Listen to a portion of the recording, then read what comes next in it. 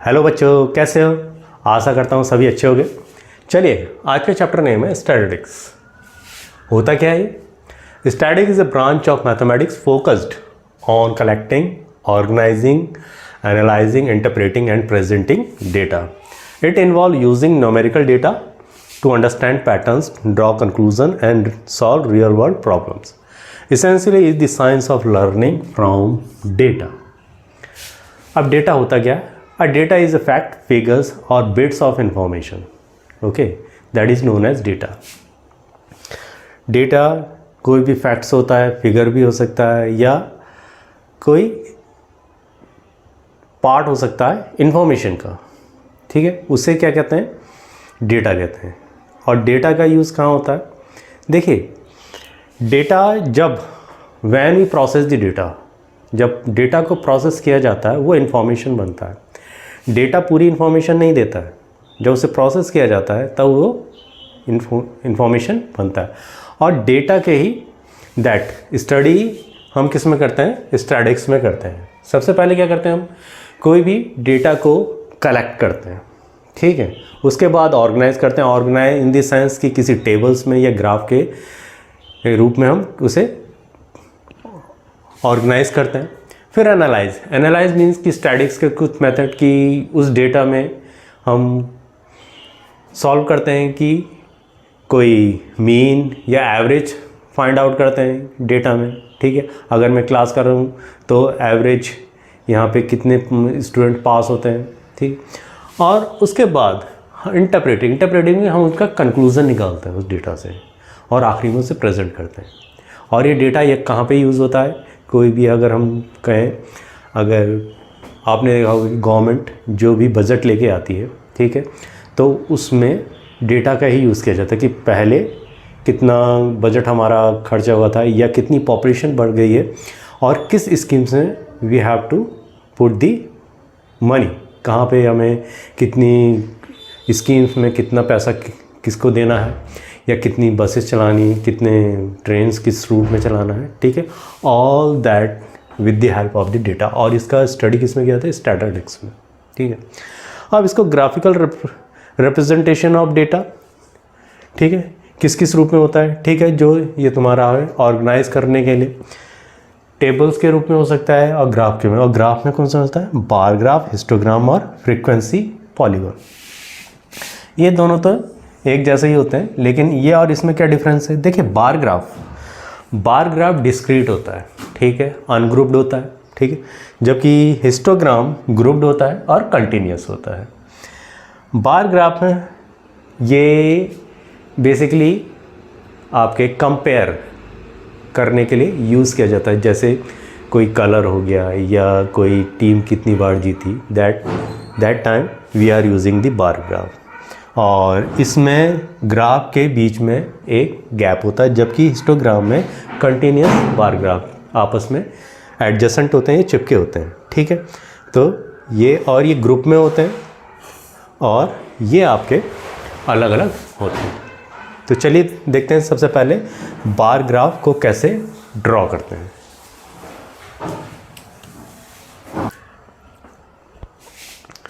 देखिए, अब क्वेश्चन है हमारे पास. टीम है और मैच वन है. ए ने 75 मैच जीते हैं, बी टीम ने 55, सी ने 36, डी ने 28, ई ने 10 और एफ ने 45. देखिए, एक इंडिपेंडेंट जो यहाँ पे वैल्यूज़ हैं, ठीक है, ए की इंडिपेंडेंट है, 75 है, तो डिस्क्रीट हैं ये वैल्यूज़. ठीक है, अब इसको ड्रॉ कैसे करते हैं? हमेशा एक्स एक्सेस और वाई एक्सेस में हम इसको ड्रॉ करेंगे. ये आपका एक्स एक्सेस, ये वाई एक्सेस हो गया और ये एक्स एक्सेस हो गया. ठीक है, अब टीम को आप हॉरिजॉन्टल भी एक्स एक्सेस में भी ड्रॉ कर सकते हैं और वाई एक्सेस में भी ड्रॉ कर सकते हैं. ऐसे ही मैच वन, तो कहीं पे भी इसमें कोई हार्ड एंड फास्ट रूल नहीं है कि हमें टीम को इधर की हॉरिजॉन्टल में एक्स एक्सेस में ड्रॉ करना है या मैच वन को ही वाई एक्सेस में ड्रॉ करना. आप मैच वन को इधर ड्रॉ कर लीजिए और टीम को इधर ड्रॉ कर लीजिए, कोई हार्ड एंड फास्ट नहीं. तो सबसे पहले यहाँ पे टीम ले लेते हैं. यहाँ पे टी अब इनके बीच में एक इक्वल गैप होगा, तो यहाँ से स्टार्ट कर देते हैं। ए पहले यहाँ पे देख लेते हैं यहाँ पे कि 75 सबसे अधिक फ्रीक्वेंसी है, ठीक है। नंबर ऑफ वैल्यूज होती है वो फ्रीक्वेंसी कहलाती है 75। अब हमें इसको वाई एक्सेस को, क्योंकि आपका 1 सेंटीमीटर का एक बॉक्स होता है और कई ग्राफ में वो 8 होते हैं इसकी इधर की साइड या उससे अधिक होते हैं, इसी प्रकार इसे, तो उसको देखते हुए अगर हम 8 हैं तो यहाँ पे क्या कर सकते हैं, 1 सेंटीमीटर को हम 10 में डिवाइड कर सकते हैं, 10 मैच में, ठीक है। तो वाई एक्सिस 1 यूनिट उसको 1 यूनिट भी कहेंगे या 1 सेंटीमीटर कहेंगे, ठीक है।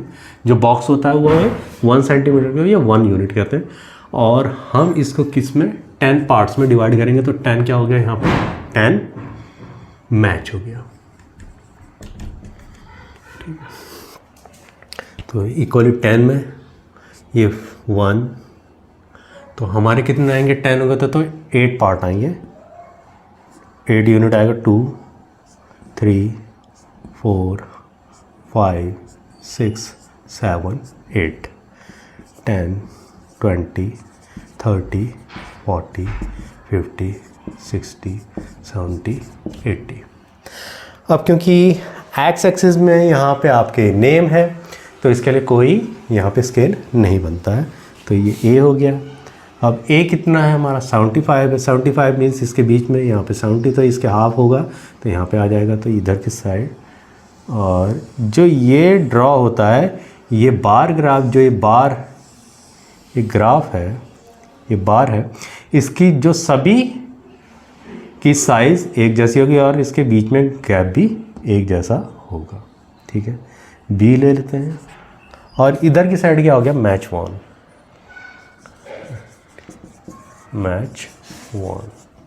ये वाला पार्ट।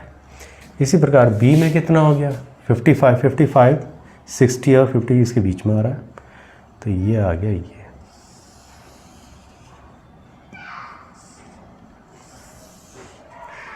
इसी प्रकार सी 36 यहाँ पे करीब आएगा, हाफ और उससे एक अधिक इधर।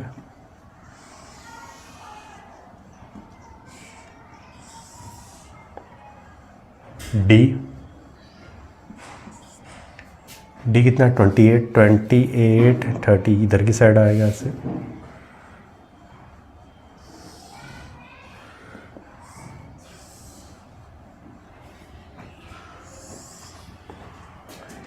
ई 10 सबसे नीचे 10 इधर की साइड, यहाँ पे ई।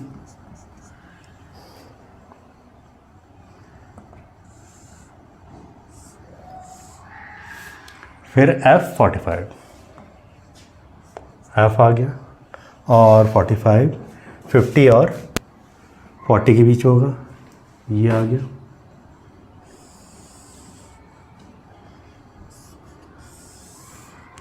ये बन गया बार ग्राफ, ठीक है। देखिए सबके जो ये फ्रीक्वेंसी होती है या नंबर ऑफ वैल्यूज़, ठीक है, जो अकर करती है, और ये इसकी विड्थ क्या होगी, सभी की विड्थ क्या होगी, सेम होगी, ठीक है। ऐसे इनके बीच में गैप भी सेम होगा। अब हमें ग्राफ इसको ऑर्गेनाइज करने की ज़रूरत क्या है। कलेक्ट तो हमने कर, मैंने बताया था कि डेटा को कलेक्ट करेंगे, ऑर्गेनाइज करेंगे या तो टेबल में या ग्राफिकल में, ठीक है। इससे हमें इजी पड़ जाता है, ठीक है। विजुअलाइज करते हैं तो हमें इजी पड़ जाता है कि वो आसानी से हमें समझ में आ जाता है। ये तो एक छोटा सा है, एक एग्जांपल है। अगर हम एक बजट की बात करें, पूरे इंडिया की बजट, ठीक है, वहाँ पे अगर रेलवे के लिए मनी अलॉट किया जा रहा है, ठीक है, तो वहाँ पे ये तो होना कि वहाँ पे कितने ग्राफ बनेंगे, ठीक है, और उसको मैच किया जाएगा, कंपेयर किया जाएगा, ठीक है। और जब कंपेयर किया जाएगा तो ईज़िली होता है उसको समझना, इसलिए हम ऑर्गेनाइज करते हैं बार ग्राफ में, जिससे कि हम ईज़िली समझ में आ जाए कि क्या चल रहा है, ठीक है। होने को तो यहाँ पे ही पता चल रहा है कि 75, लेकिन आपको यही पता लगे ना, विजुअलाइज करके हमारे दिमाग में और भी अच्छी पिक्चर बनती है। ठीक है, जब डेटा, ठीक है। और बार ग्राफ कहाँ पे यूज़ होता है? जब आपका डेटा कम होता है, ठीक है, अनग्रुप्ड होता है, ठीक है, डिस्क्रीट होता है। ये डिपेंडेंट नहीं होते, ये इंडिपेंडेंट होते हैं, डिस्क्रीट। इनकी एक अलग आइडेंटिटी होती है। और ज़्यादातर बार ग्राफ किसके लिए यूज़ किया जाता है? कंपेयर करने के लिए यूज़ करते हैं। अब यहाँ पे भी हम कंपेयर कर रहे हैं कि टीम ए ने कितने मैच जीते, किससे? बी से। बी ने कितने जीते हैं? 55 जीते हैं, यहाँ से 55 आ रहे हैं, ठीक है। यहाँ पे ये 75 हो गया, ये 55 हो गया, ठीक है, ये 36 हो गया, ये 28 हो गया, ये 10 हो गया और ये 45 हो गया। कंपेयर कर लीजिए। तो इस प्रकार से एक बार ग्राफ को यूज़ किया जाता है, ठीक है। अब नेक्स्ट है हिस्टोग्राम को कैसे ड्रॉ किया जाता है।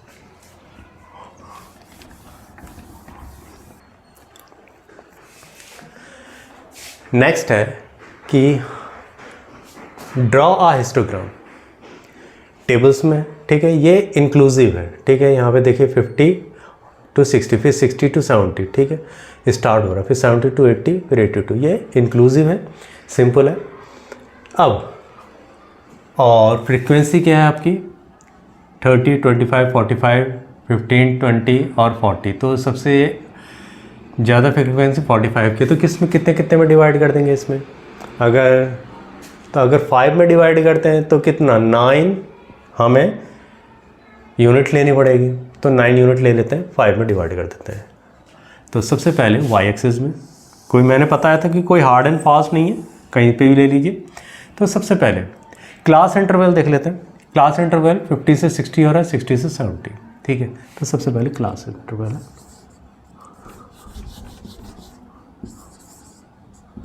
क्लास इंटरवल, और इधर की साइड क्या आएगा? फ्रीक्वेंसी है 50 to 60, 50 to 60, ठीक है। फिर यहाँ पे 70, यहाँ पे 80, यहाँ पे 90, 100 और 110 फ्रीक्वेंसी। अब देखिए पहले तो स्केल ले लेते हैं। यहाँ पे वाई एक्सिस में 1 यूनिट या 1 centimetre equal to how much? 5, यहाँ पे फ्रीक्वेंसी 5, ठीक है। और एक्स एक्सिस में 1 यूनिट इक्वल टू 10 इंटरवल, ठीक है, 50 to 10। और ये कितने? 5। तो ये 45 है, तो 5 9 जा 45। देखिए 5 है तो इसको 5 से डिवाइड कर दीजिए, तो 9 आपके यूनिट बनेंगे इधर की साइड। तो सबसे पहले 5, 1 2 3 4 5 6 7 8 9, 5 10 15 20 25 30 35 40 और 45, ठीक है। अब देखिए यहाँ पे 50 to 60 है, और इससे पहले क्या आना चाहिए था? 40 to 50 आना चाहिए था। एक पैटर्न होता है, ठीक है, वो पैटर्न फॉलो नहीं कर रहा है। कहाँ से स्टार्ट हो गया? देखिए यहाँ से 0 से 10 हो जा रहा है, 10 से। अगर कंटिन्यूस होता, एक पैटर्न में होता तो सही था, लेकिन यहाँ ब्रेक है, कुछ इंटरवल्स का ब्रेक है। तो इसको कैसे लिखेंगे? इसको इस प्रकार से लिख देंगे, इसको ऐसे करेंगे, और इसको क्या कहते हैं? किंक, ठीक है। जहाँ पे ब्रेक होता है या एक सिमिलर पैटर्न नहीं मिल रहा होता है, ठीक है, तो वहाँ पे क्या ये बना देंगे, और इससे पता लग जाता है कि यहाँ पे ब्रेक हुआ है, ठीक है। अब 50 to 60 30 है। 30 कहाँ पे आएगा? ये है 30, ये आ गया आपका ये।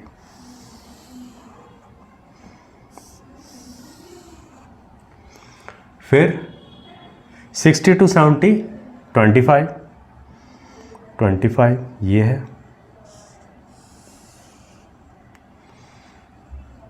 ये भी हो गया। अब ये होगा 70 to 80, 45 ये है आपका, ठीक है।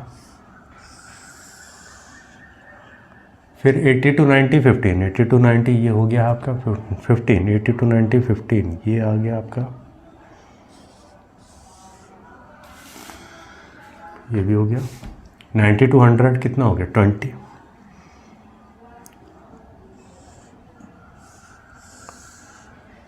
ये भी हो गया।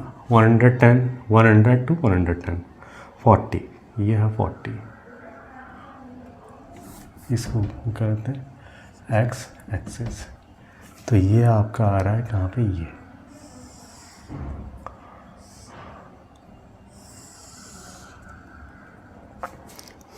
ठीक है। अब इनका जो विड्थ होती है, मैंने कहा ये सभी की सेम होती है, ये विड्थ सभी की सेम होगी, सेम होगी, ठीक है। और इनके बीच में गैप नहीं होता, ये एडजेसेंट होते हैं या ये आपस में चिपके होते हैं, ये इंटरवल्स हैं। अब देखिए इसका जो इस बार का रेक्टेंगल का ये फ्रीक्वेंसी है या नंबर ऑफ वैल्यू जितनी है उसी को फ्रीक्वेंसी, जो जितनी बार वैल्यूज़ को अकर या अकर होती है उसी को फ्रीक्वेंसी कहते हैं। तो इसका कितना है 30। इसका बार का जो रेक्टेंगल है, और रेक्टेंगल का एरिया क्या होता है लेंथ इनटू ब्रेड्थ, ठीक है। इसकी लेंथ कितनी है यहाँ पे 30 है, 30 इंटू ब्रेड्थ कितनी है इसमें 10, तो 300 इसका एरिया हो गया, ठीक। हमेशा रेक्टेंगल का जो बार का एरिया होता है वो प्रोपोर्शनल होता है उसके लेंथ के, हाइट के, ठीक है। जितनी बड़ी हाइट होगी उतना उसका अधिक एरिया होगा। लेकिन ये पॉसिबल तभी है जब उसकी विड्थ कांस्टेंट हो, सेम हो, ठीक है। अभी आगे देखेंगे कांस्टेंट नहीं होगी, देखिए 50 to 60 होगा, वहाँ पे 60 to 80 हो गया, 80 to 100 ऐसा होगा, वो तुम्हारा उसका इंटरवल सेम नहीं होगा। तो वहाँ पे हम उसको कैसे करते हैं वो भी देखेंगे। तो यहाँ पे हमेशा हिस्टोग्राम के जो इसका बार का एरिया होता है वो फ्रिक्वेंसी के प्रोपोर्शनल होता है। जितनी बड़ी फ्रिक्वेंसी, जितनी हायर फ्रिक्वेंसी होगी या जितनी, उतना उसका एरिया अधिक होगा। तो यहाँ पे जो सबसे अधिक एरिया किसका आएगा, इसी का ही आएगा 45। 45 इंटू 10 इक्वल टू 450, ठीक है। इसका ये 30 है, ठीक है। इसका 300 आया तो इसका 450 आएगा, ठीक है। तो सबसे ज़्यादा इसका इस बार का एरिया आएगा, लेकिन ये तभी होगा जब आपका विड्थ सेम होगी, ठीक है। चलिए ये है आपका इंक्लूसिव, कहते हैं इसे इंक्लूसिव। एक्सक्लूसिव, एक्सक्लूसिव को इस प्रकार से ड्रॉ करते हैं। अब देखिए इसके बाद देखते हैं इंक्लूसिव को कैसे ड्रॉ करते हैं। चलिए अब नेक्स्ट है हमारा ड्रॉ हिस्टोग्राम। इस हिस्टोग्राम देखिए टेबल में, टेबुलर फॉर्म में यहाँ पे कंटिन्यूस नहीं, 118 to 126 यहाँ पे गैप आ गया, 127, ठीक है, 135, फिर 100, इसके बाद गैप आ रहा है। तो इसे हमें सबसे पहले क्या करना पड़ेगा, कंटिन्यूस में चेंज करना पड़ेगा। तो वो कर लेते हैं। वो कैसे करते हैं, देखिए एक एक का गैप आता है, ठीक है। तो 0.5 इसमें से माइनस कर दीजिए और इसमें से प्लस कर दीजिए, तो वो 1 कैसे आएगा, देखिए इसको लेंगे अब 127, ठीक है, और इसमें से माइनस कर देंगे, ठीक है।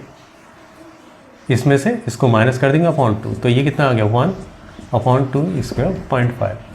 इसमें से 118 में से 0.5 माइनस करेंगे तो कितना आएगा -5, 0.5, तो ये आ गया 117.5।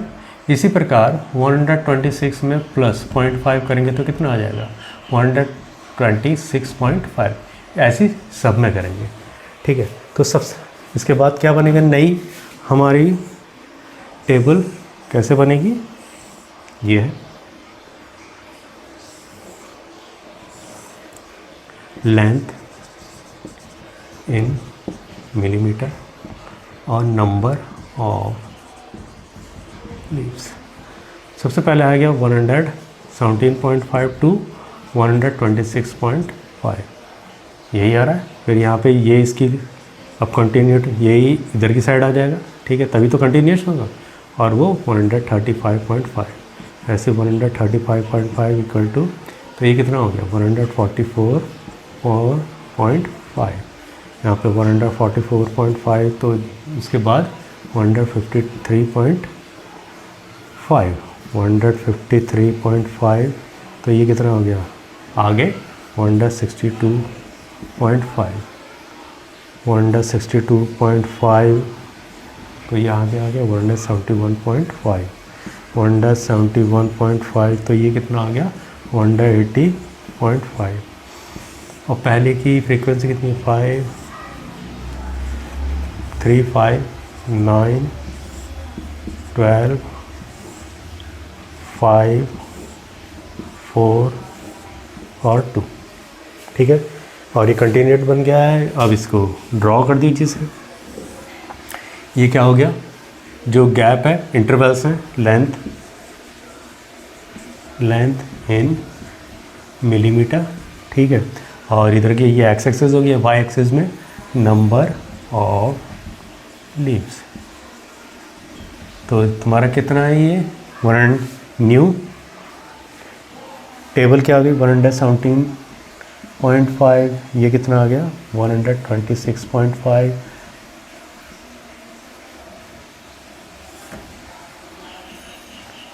135.5, 144.5,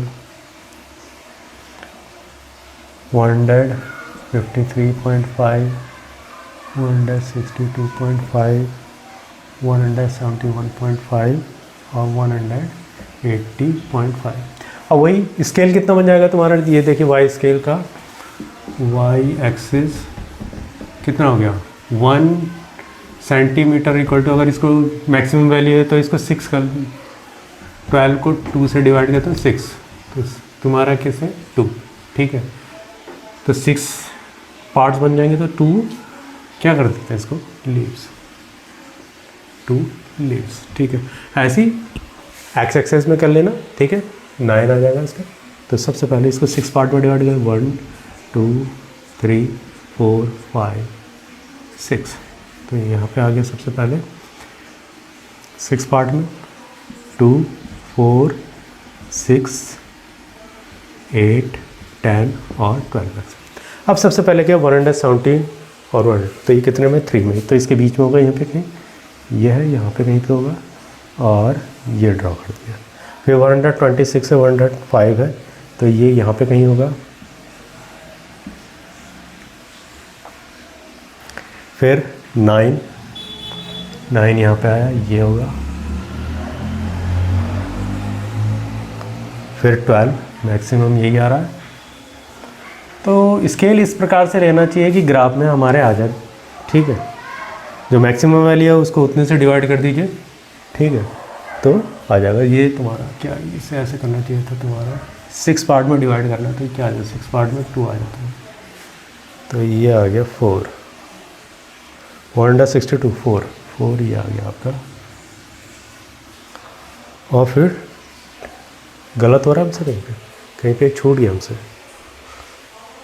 पहले 3, फिर 5, फिर 109 आना चाहिए था इसको, सॉरी यहाँ से गलत हो गया। ये कितना आ रहा है हमारा, ये 9 आ तो रहा है। फिर 12 आया, फिर 5 आना चाहिए था, 5 भी आ गया हमारा। फिर 4 आएगा, सही है, 4 ये आ रहा है, ये 4 आ गया, और ये 2।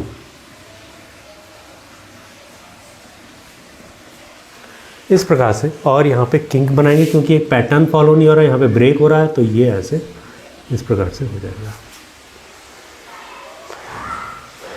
तो सबसे ज़्यादा फ्रीक्वेंसी या सबसे ज़्यादा एरिया किसका आ रहा है 145 से 155, इसका कितना है, तो ये अगर कितना है, इसके बीच में गैप कितना है तुम्हारा 117 20 9 का, तो यहाँ पे 9 12 जा 12 × 9 = 108, ठीक है। लेकिन जो भी बार ग्राफ होंगे उसमें कांस्टेंट होनी चाहिए, इक्वल विड्थ होनी चाहिए, तभी ये जिसकी जितना हाइट होगी, जितनी ज़्यादा फ्रीक्वेंसी होगी, उतना उसका एरिया होगा। तो सबसे ज़्यादा एरिया 144 to 155 के इसमें होगा। अब नेक्स्ट हिस्टोग्राम हमें ड्रॉ करना है। चलिए इसको ड्रा कर लेते हैं। पहले सबसे पहले देख लेते हैं इसको। ठीक है, इंटरवल कितना है? 1 to 2 0, 1 to 2 3 1 2 3, फिर कितना आ रहा है? गैप कितना आ रहा? 5 का 5, फिर कितना आ रहा?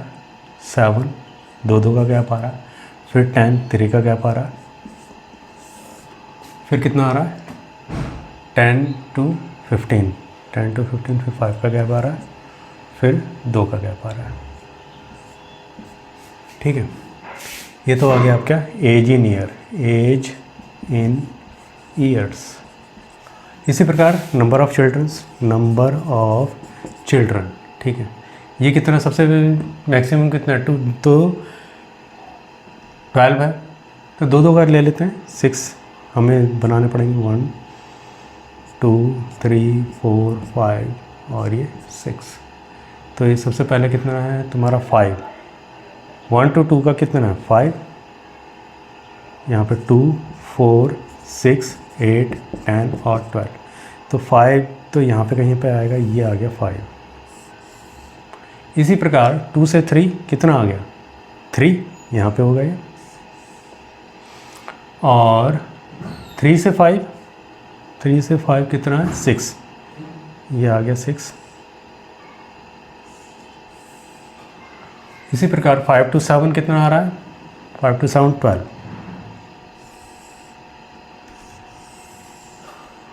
7 to 10 कितना आ रहा? 9, यहाँ पे होगा ये 9, यहाँ पे कहीं पे होगा, और 15 to 17, 10 to 15, 10 आ रहा है, यही आ रहा ना ये। 15 to 17 4 आ रहा है, 4 आ गई इसकी फ्रीक्वेंसी। ठीक है, अब देखिए आपको एक यहाँ पे अजीब सा लग रहा होगी, इंटरवल यहाँ पे सेम नहीं है। यहाँ पे 1 का गैप है, यहाँ पे 1 का गैप है, यहाँ पे 2 का गैप है। और मैंने कहा कि जो रेक्टेंगल जब होगा, जितना उसका एरिया उसकी फ्रीक्वेंसी पे डिपेंड करेगा। जितनी ज़्यादा फ्रीक्वेंसी होगी उसका उतना ज़्यादा एरिया होगा। ठीक है, अगर हम देखें, अगर यहाँ पे एरिया कैलकुलेट करके देखें, ठीक है, सबसे ज़्यादा फ्रीक्वेंसी इसकी है ना, तो इसका गैप कितना आ रहा? 2। इसकी विड्थ, क्योंकि लेंथ इंटू ब्रेड्थ होता है, ब्रेड्थ इसकी 2 है, और लेंथ कितनी आ रही है इसकी? 12 आ रही है, तो 24। ठीक है, अगर इसका देखें 3, यहाँ पे कितना आएगा? 3 इंटू ये कितना आ रहा है? 9 ही आ रहा है, ये 9 आ रहा है, 9 3 जा 27,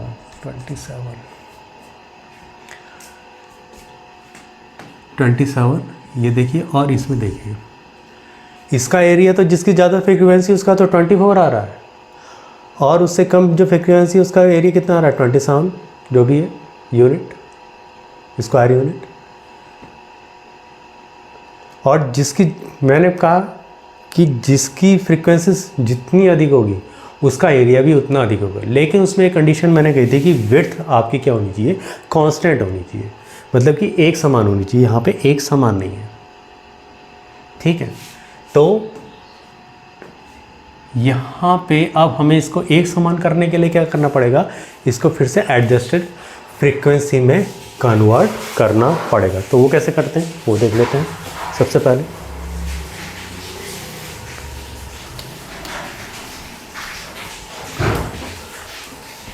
ये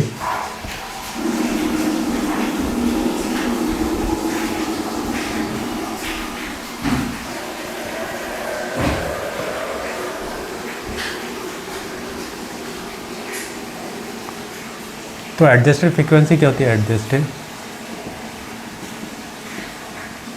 फ्रीक्वेंसी, यहाँ पे minimum class size upon class size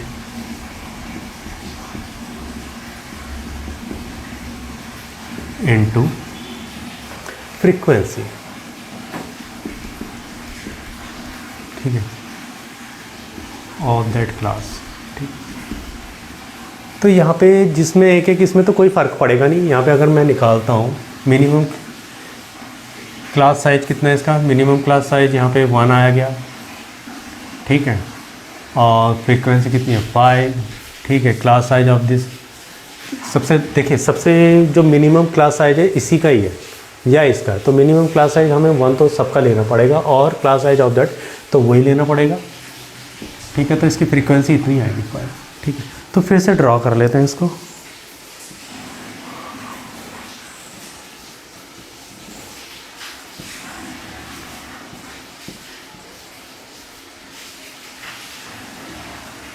और एज इन ईयर्स, यहाँ पे नंबर ऑफ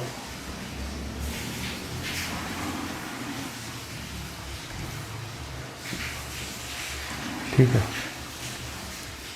और नंबर ऑफ चिल्ड्रन, और एडजस्टेड फ्रीक्वेंसी, तो यहाँ पे 1 to 2,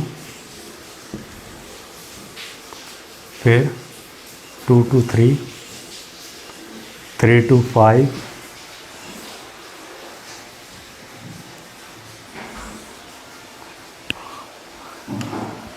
फिर 5 to 7, 7 to 10, 10 to 15, और 15 to 17, इसकी 5, 3, 6, 12, 9, 10 और 4। अब मिनिमम इसका तो जिसकी मिनिमम फ्रीक्वेंसी ये तो इतने ही रहेंगे। अब इसमें चेंज आएगा, तो मिनिमम फ्रीक्वेंसी हमारे यहाँ पे कितनी है 1 है, और इसका क्लास साइज कितना हो गया 2 हो गया, और इसका फ्रीक्वेंसी कितनी होगी 6 हो गई, तो ये कितना आ गया 2 3 का, तो इसके आ गई 3। इसी प्रकार यहाँ पे देख लेते हैं, मिनिमम क्लास साइज 1 है इनटू इसका कितना है, इसका क्लास साइज कितना है 2 है, और इसकी फ्रीक्वेंसी कितनी है 12 है, तो ये आ गई 6। इसी प्रकार यहाँ पे 1/3 क्योंकि 10 - 7 3 और 9 ये आ गई 3।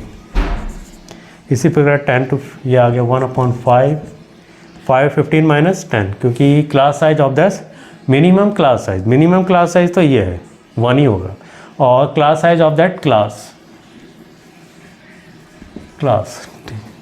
ठीक है। यहाँ पे 5 आ रहा है और फ्रीक्वेंसी कितनी है 10, तो ये 5 2 जा, तो इसकी फ्रीक्वेंसी कितनी हो गई। और इसी प्रकार 1/2 × 4 यहाँ पे आ गया 2, ये आ गया आपका। अब हमारी एडजस्ट फ्रीक्वेंसी निकल के आ गई। अब इसको ड्रॉ कर लेते हैं। यहाँ पे इंटरवल कितना 1 2 3 5 7 10 15 और 17, और हाईएस्ट फ्रीक्वेंसी हमारी यहाँ पे एडजस्टेड फ्रीक्वेंसी कितनी है 6 है, तो 6 ही ले लेते हैं, 6 पार्ट कर लेते हैं 1 2 3 4 5 6, ठीक है। और 2 कर लेते हैं 2 4 1 2 3 4 5 6 कर लेते हैं 1 2 3 4 5 6, ठीक है। अब इसके बाद सबसे पहले 1 to 2 का 5 है, 5 यहाँ पे आ गया हमारा एडजस्टेड फ्रीक्वेंसी।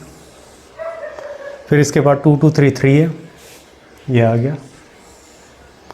इसके बाद 3 to 5 3 है, 3 to 5 3। इसके बाद 5 to 7 कितना है इंटरवल में 6 है, ये आ गया।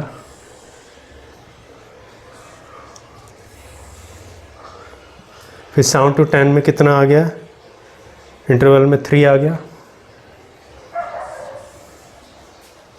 फिर 10 to 15 में कितना आ गया 2 आ गया, ये आ गया 2, और 15 to 17 में कितना आ गया 2, 15 to 17 में 2। तो इस प्रकार से हमारा एडजस्टेड फ्रीक्वेंसी का हिस्टोग्राम बन गया है। ठीक है, ये है।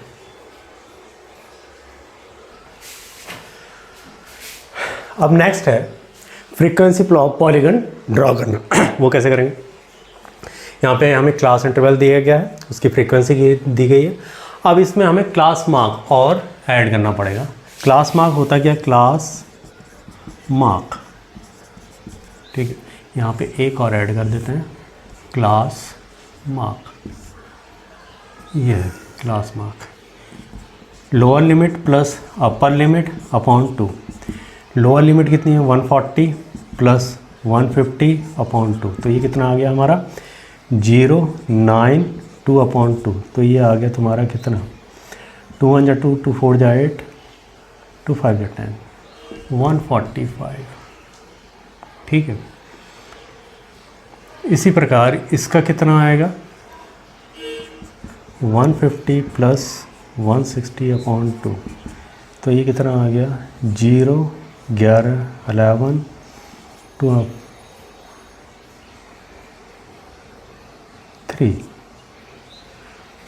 यही तो आएगा 3 अपॉन 2। 2 1 जा 2, 2 5 जा 10, 2 5 जा 10, 155। जहाँ पे 10 10 का क्या होता है तो यहाँ पे 165 आ जाएगा, यहाँ पे 175 आ जाएगा। देख लीजिए, 17 प्लस 18 कितना हो गया? 1 यहाँ पे आ गया 35, 350। 350 को 350 अपॉन 2, 2 1 जा 2, 2 7 जा, यही आ रहा। ठीक है, अब ड्रॉ कर लेते हैं। क्लास इंटरवल कितने हैं हमारे? 140, 140, 150, 160, 170 और 180, यही तो है, 180 तक है। ठीक है, और इसको डिवाइड कितने, फ्रीक्वेंसी हमारी कितनी है? तो ये आपका कितना? 8 से, तो 20 इसका वाई ये ले लेते हैं 20 सेंटीमीटर। ठीक है, तो 8 पार्ट में डिवाइड कर लेते हैं, 1 2 3, वाई एक्सेस ले लेते हैं हमारा 20 सेंटीमीटर, तो ये 8 से डिवाइड करेंगे 20 आएगा ये। तो 1 2 3 4 5 6 7 8 और 9, क्योंकि हमारी मैक्सिमम फ्रिक्वेंसी 163 है। ठीक है, और इसको हम 8 पार्ट में डिवाइड कर रहे हैं, तो 8 पार्ट में 8 से तो 20 आएगा ये सबसे पहला, फिर 40 60 80 100 120 140 160 और 180। अब देख लेते हैं यहाँ पे क्लास मार्क हमारा कितना है? 145। ठीक है, सबसे पहले का नंबर ऑफ, इसमें फ्रीक्वेंसी कितनी है? 74। 74 कहाँ पे आ रहा है? 74 इसके बीच में आएगा करीबन, यहाँ पे इसके बीच में कितना आ गया? यहाँ पे तो 70 आएगा, क्योंकि 60 और 80 के बीच में 70, यहाँ पे करीबन 70 आ रहा होगा, और यहाँ पे 74 यहाँ पे आ रहा होगा, यहाँ पे आ रहा होगा 74। ठीक है, अब 145 क्लास मार्क कितना है इसका? 145 इसके बीच का पार्ट है, 140 और 150 के 145 आएगा, यहाँ पे इसके बीच में देख लीजिए ये आ गया, ये पार्ट आ गया, पॉइंट लगा देंगे। इसी प्रकार 163 थोड़ा सा पर यहाँ पे करीबन आ रहा होगा, और इसका 155 ये आ रहा है, इसके बीच में पहले यहाँ से ऐसे देख लेते हैं, और ये आ रहा है, ये आ रहा है ना? हाँ, ये आ गया। ठीक है, इसी प्रकार 135 165 यहाँ पे इसके बीच का 165 आ गया, और 135 कहाँ पे आएगा? ये तो आ गया 130, और 130 यहाँ पे कहीं पे आ रहा होगा, ये आ रहा है। और 172 128 28 ये तो आ गया 30, उससे नीचे ही आ रहा होगा, यहाँ पे करीब इसके बीच में ये आ रहा है। ठीक है, इसको मिला लेते हैं और ये आ गया। और फ्रीक्वेंसी पॉलीगन हमेशा क्लोज्ड होता है, तो इससे भी इसके पहले का क्या आएगा, 140 से पहले यहाँ पे कितने कितने का गैप है, 10 का गया था, वहाँ पे 130, और इसके बीच में क्या आ गया तुम्हारा 135। तो यहाँ पे क्योंकि इसका फ्रीक्वेंसी 0 होगी, इससे पहले का जो क्लास इंटरवल है उसकी फ्रीक्वेंसी हमें 0 करनी पड़ेगी, और इसको क्योंकि हमेशा फ्रीक्वेंसी पॉलीगन आपका क्लोज्ड होता है, इसको क्लोज करना पड़ेगा। इसी प्रकार 180 से यहाँ पे 185 और इसकी फ्रीक्वेंसी 0 यहाँ पे इस प्रकार से मिला देंगे, तो ये आपका फ्रीक्वेंसी पॉलीगन बन गया है। ठीक है, इंडिपेंडेंट फ्रीक्वेंसी पॉलीगन। ठीक, तो ये था अभी तक कि